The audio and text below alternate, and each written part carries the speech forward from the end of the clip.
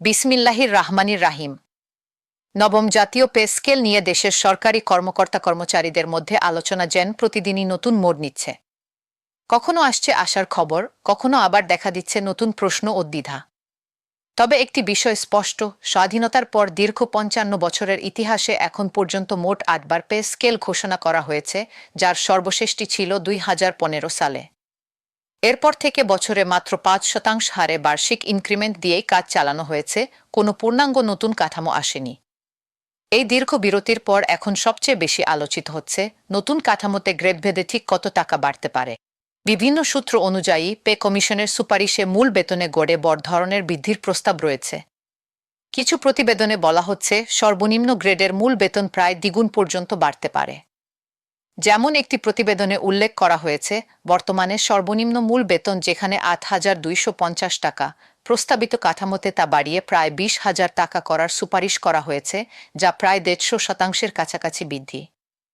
একই সঙ্গে ১১তম থেকে ২০তম গ্রেড পর্যন্ত কর্মীদের জন্য প্রায় শতভাগ বেতন বৃদ্ধির সম্ভাবনা নিয়েও আলোচনা রয়েছে। তবে ভিন্ন ভিন্ন প্রতিবেদনে বৃদ্ধির এই হার নিয়ে কিছুটা পার্থক্যও দেখা যাচ্ছে। কোথাও বলা হচ্ছে গড়ে ৫০% কাছাকাছি বৃদ্ধির কথা, আবার কোথাও বলা হচ্ছে গড় বৃদ্ধি ১০০%-এর বেশি হতে পারে। এই তারতম্যের কারণ হল কমিশনের সুপারিশ এখনও একাধিক স্তরে পর্যালোচনাধীন এবং চূড়ান্ত অনুমোদনের আগে সংখ্যাগুলো বদলাতে পারে। তাই যতক্ষণ পর্যন্ত সরকারি প্রজ্ঞাপন প্রকাশিত না হচ্ছে, ততক্ষণ কোনো নির্দিষ্ট শতাংশকে চূড়ান্ত ধরে নেওয়া ঠিক হবে না। এই আলোচনার একটি গুরুত্বপূর্ণ দিক হল সব গ্রেডে কি সমান হারে বেতন বাড়বে, নাকি নিম্ন গ্রেডের কর্মচারীদের জন্য তুলনামূলক বেশি হারে সুবিধা রাখা হবে।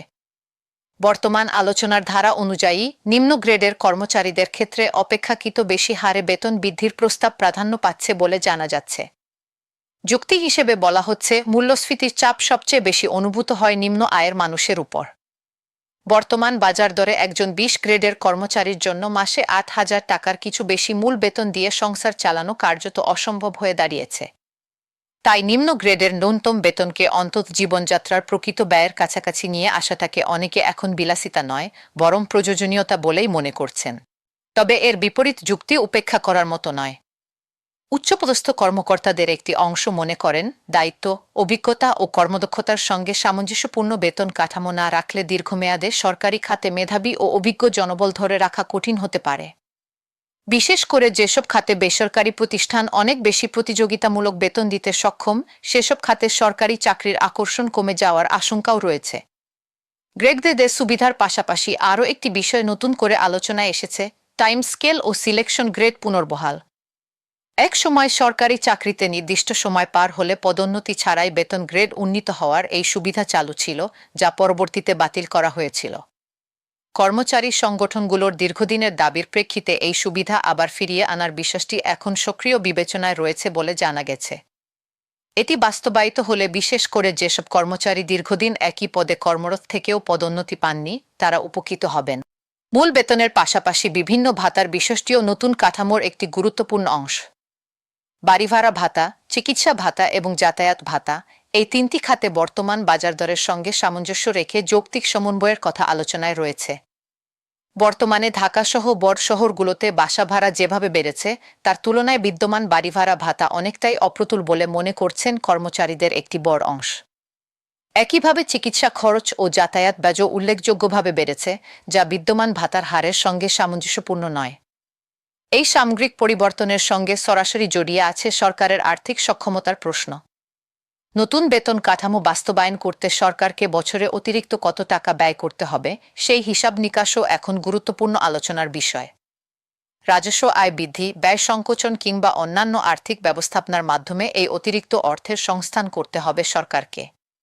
প্রতিটি পথেই রয়েছে নিজস্ব চ্যালেঞ্জ। রাজস্ব আদায় লক্ষ্যমাত্রা অনুযায়ী না হলে সংকট তৈরি হতে পারে, আবার নতুন কর আরোপ করলে সাধারণ মানুষের উপর বাড়তি চাপ পড়ার আশঙ্কা থেকে যায়। অর্থনীতিবিদদের একাংশের মতে পে স্কেলকে কেবল সরকারি কর্মচারীদের ব্যক্তিগত আয় বৃদ্ধির বিষয় হিসেবে দেখলে ভুল হবে। এটি দেশের সামগ্রিক অর্থনৈতিক স্থিতিশীলতার সঙ্গেও সরাসরি সম্পর্কিত। কারণ সরকারি কর্মচারীদের ক্রয়ক্ষমতা বাড়লে তার একটি প্রভাব বাজারে ভোগবয়ের উপরও পড়ে, যা আবার মূল্যস্ফীতিকে প্রভাবিত করতে পারে। তাই বেতন বৃদ্ধির সিদ্ধান্ত নিতে গিয়ে সরকারকে মূল্যস্ফীতি নিয়ন্ত্রণ ও রাজস্ব ব্যবস্থাপনার বিষয়টিও একই সঙ্গে বিবেচনায় রাখতে হচ্ছে। আলোচনায় গুরুত্ব পাচ্ছে নির্দিষ্ট পেশার কর্মীদের বিশিষ্টীয়। শিক্ষকরা দেশের ভবিষ্যৎ প্রজন্ম গড়ার গুরুত্বপূর্ণ দায়িত্বে থাকেন।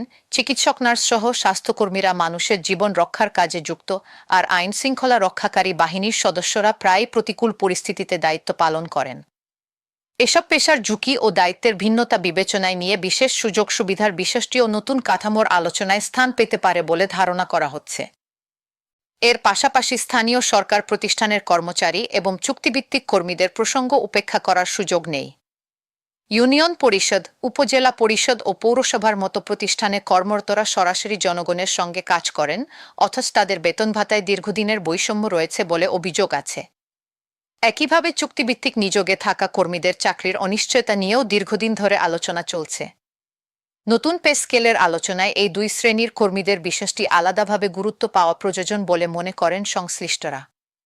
সবচেয়ে গুরুত্বপূর্ণ প্রশ্ন হল, কবে থেকে এই নতুন কাঠামো কার্যকর হবে? বিভিন্ন সময়ে ভিন্ন ভিন্ন তারিখের কথা আলোচনায় এসেছে, তবে কোনোটি এখনও সরকারিভাবে নিশ্চিত হয়নি। প্রতিবেদন জমা দেওয়ার পর তা একাধিক পর্যালোচনা কমিটির মধ্য দিয়ে যাচাই বাছাই হচ্ছে, মন্ত্রিসভার অনুমোদন প্রয়োজন হচ্ছে, আর সবশেষে প্রয়োজন আনুষ্ঠানিক গেজেট বা প্রজ্ঞাপন প্রকাশ। এই পুরো প্রক্রিয়া সম্পন্ন না হওয়া পর্যন্ত কোনো নির্দিষ্ট তারিখ বা হারকে চূড়ান্ত বলে ধরে নেওয়ার সুযোগ নেই।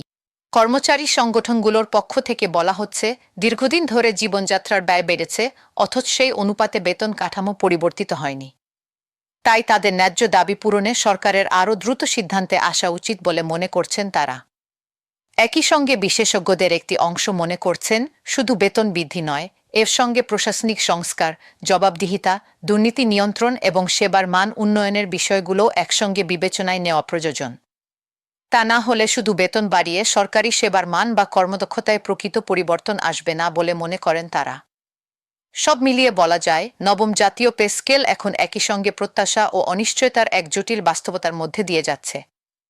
গ্রেড ভেদে কত টাকা বাড়বে, কোনো ভাতায় পরিবর্তন আসবে, টাইম স্কেল ও সিলেকশন গ্রেড ফিরবে কিনা, আর সবচেয়ে গুরুত্বপূর্ণ, কবে থেকে তা কার্যকর হবে, এসব প্রশ্নের সুনির্দিষ্ট উত্তর এখনও মেলেনি। তাই যতক্ষণ না চূড়ান্ত সরকারি প্রজ্ঞাপন বা গেজেট প্রকাশিত হচ্ছে, ততক্ষণ পর্যন্ত কোনো নির্দিষ্ট গ্রেড, শতাংশ বা তারিখকে একেবারে নিশ্চিত ধরে নেওয়া বুদ্ধিমানের কাজ হবে না। সরকারি কর্মকর্তা কর্মচারী ও তাদের পরিবারের এখন একটাই প্রতীক্ষা, কবে আসবে সেই আনুষ্ঠানিক ঘোষণা, যা দীর্ঘদিনের এই অপেক্ষার সমাপ্তি ঘটাবে। আল্লাহ ভরসা, সেই দিন হয়তো খুব বেশি দূরে নয়।